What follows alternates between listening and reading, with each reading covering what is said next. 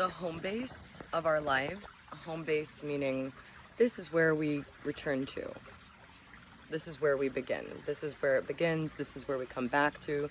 The home base of our lives that many of us were born into has been so distorted and anti-life. This is why there is suicide. This is why people need to get medicated, because the home base structure that we were born into was unnatural. It was anti-life. This isn't true for everywhere. This isn't true for everyone.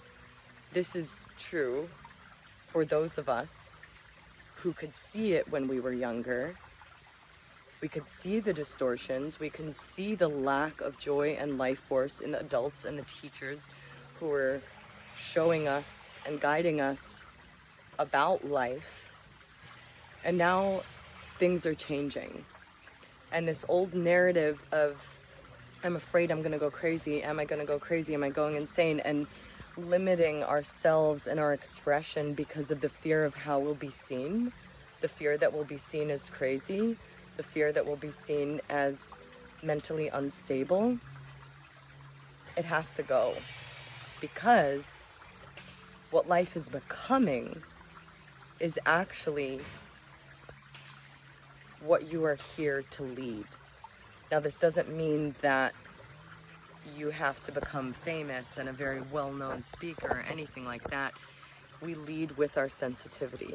We lead with our subtle awarenesses of environments. We lead the energy through not gaslighting ourselves and not shutting ourselves down and calling ourselves crazy just so we won't be attacked by others. I have a lot of compassion for the attack from others. I used to shut down every time I was attacked online, every time I was unseen, misheard, or judged. But now I can clearly see that it's kind of like there are two teams. There's a team that's there to attack sensitivity and subtle attunements to the here, now, present moment that don't want to feel, they don't want to take responsibility over what has occurred on this planet, and they just prefer call the other crazy.